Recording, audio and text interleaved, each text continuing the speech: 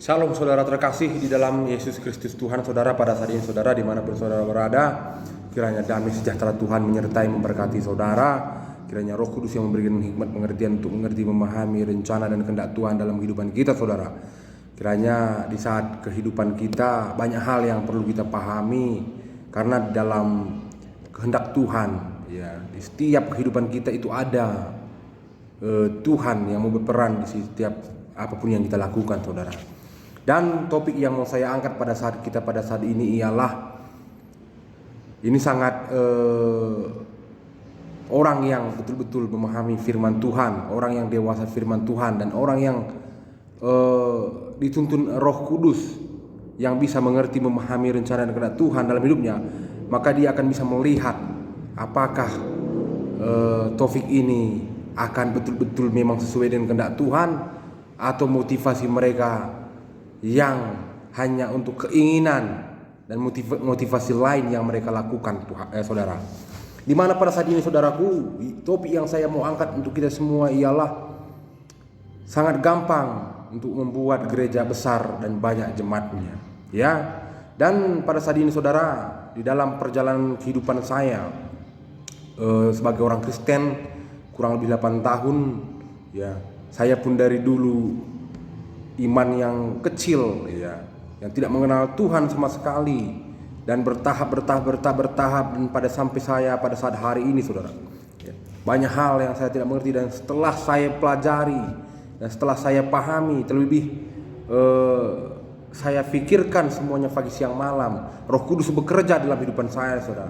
Saya diubahkan dan banyak hal yang saya dibukakan saudaraku ya, dengan firman Tuhan yang saya pedomani.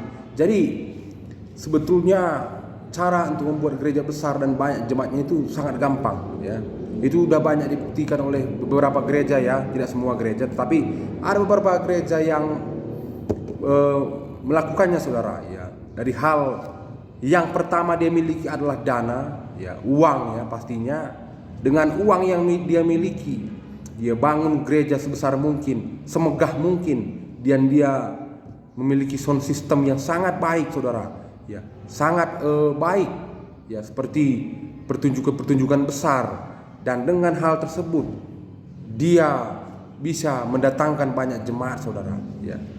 Dan hal-hal apa yang ditekankan di gereja tersebut saudara ya. Dan di gereja pada saat masa kini saudara ya, yang sering dicenderungkan ditampilkan di dalam pelayanannya adalah entertainmentnya sangat megah dan sangat luar biasa ya, sehingga membuat kita terkagum-kagum, seperti kita dipengaruhi kehidupan kita, dan hidup kita seperti merasakan kekaguman dan terhibur yang luar biasa saudara ya. Dan dalam pengajarannya tidak kurang lebih seperti berkat-berkat dunia yang dia tampilkan, dia dengungkan saudara ya, dan mukjizat-mukjizat yang dia tekankan di dalam kehidupan kita. Kamu pasti sukses, kamu pasti dipakai Tuhan luar biasa ya. Dan sering didatangkan artis-artis untuk kesaksian ya, khotbah, dan bahkan juga sering didatangkan penyanyi-penyanyi atau artis-artis rohani yang top saudara ya. Dan hal ini yang sering dia tampilkan, dan banyak jemaat yang datang, banyak jemaat yang beribadah di sana ya. Jadi apakah ini salah ya? Kita kembali semua halnya adalah kepada Alkitab. Ujilah kata Tuhan dalam firman-Nya saudara. Jadi mari kita baca di kitab 2 Timotius 4 ayat yang ketiga. Saya bacakan untuk kita semua.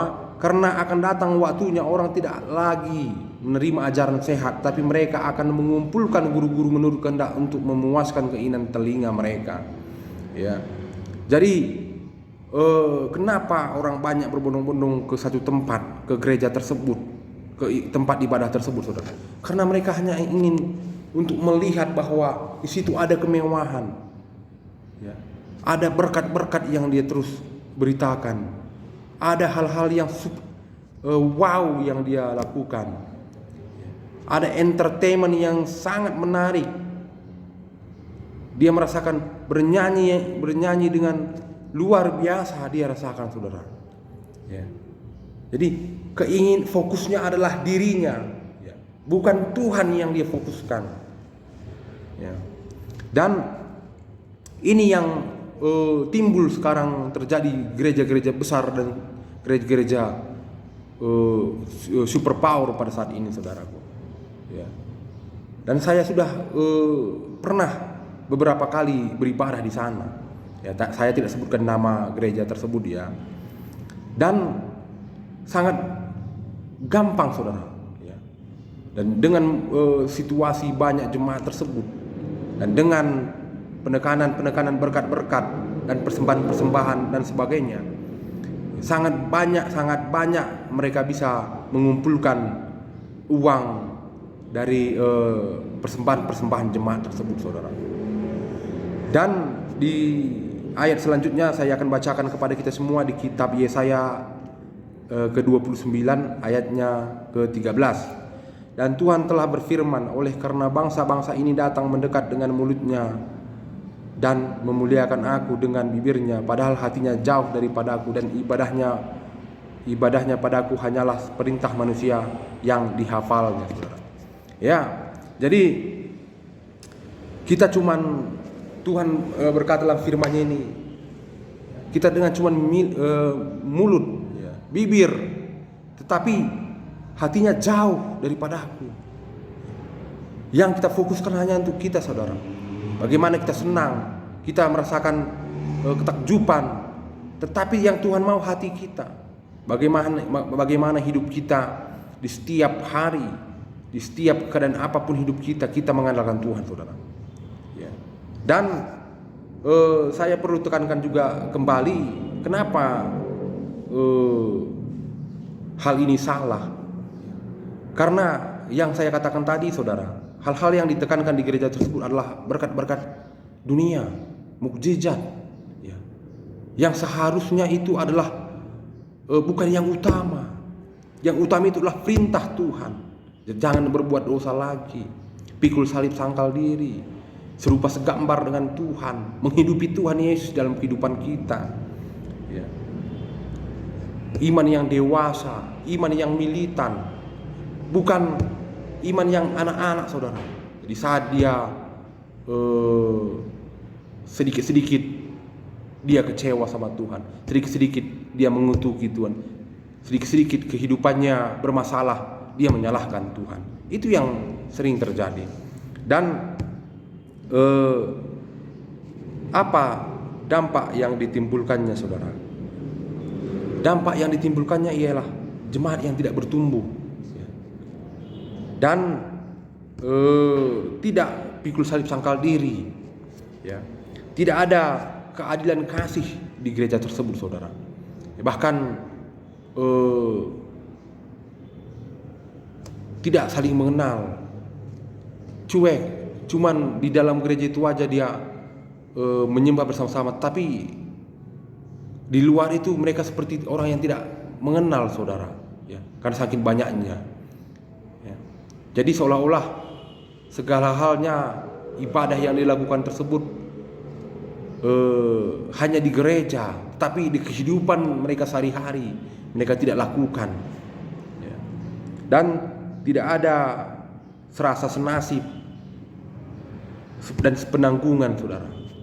Jadi bagaimana kita melihat bahwa kumpulan ini adalah kumpulan yang dikehendaki Tuhan, ya, jikalau ibadah, nyanyi, khotbah, dan memberikan persembahan dan sebagainya, tetapi di dalam hal pertumbuhan kehidupan kerohanian jemaatnya, ya, bagaimana jemaatnya, mana yang perlu dibantu, mana yang perlu dikuatkan, dididik, ya, dituntun kerohaniannya, ya, itu tidak dilakukan, saudara, ya. Jadi makanya saya katakan tadi, sangat gampang sekarang membuat gereja, ya. Dengan setiap minggu mereka bisa menerima persembahan-persembahan dan banyak persembahan-persembahan lain yang mungkin bisa ditampung setiap bulan bahkan setiap tahunnya, saudara. Jadi dengan sedikit-sedikit keperluan gereja, mungkin mereka bisa mengarahkan jemaat untuk memberi persembahan dan sebagainya, saudara. Ya. Jadi ini sangat perlu kita perhatikan semua, saudara. Ya. Jadi perlu kita mengetahui motivasi mereka, ya. Apa yang mereka lakukan, apa yang mereka kerjakan, dan bagaimana kehidupan mereka. Apakah hidup mereka ada keadilan kasih, ada mengasihi, ada kesamarataan di setiap jemaat yang mereka layani, ya. Apakah ada senasib, sepenanggungan dan serasa di dalam bersama-sama kita mengikut Tuhan. Ya, apakah ada jemaat yang spesial, ada jemaat yang tidak dihiraukan, saudara. Ya. Jadi ini akan kelihatan dari buah-buah kehidupan mereka, pelayanan mereka, dari buah-buah kehidupan tanda petik jemaat dan pelayan-pelayan yang ada di gereja tersebut, saudara. Jadi kiranya damai sejahtera Tuhan menyertai memberkati kita. Tuhan Yesus menyertai kita. Amin.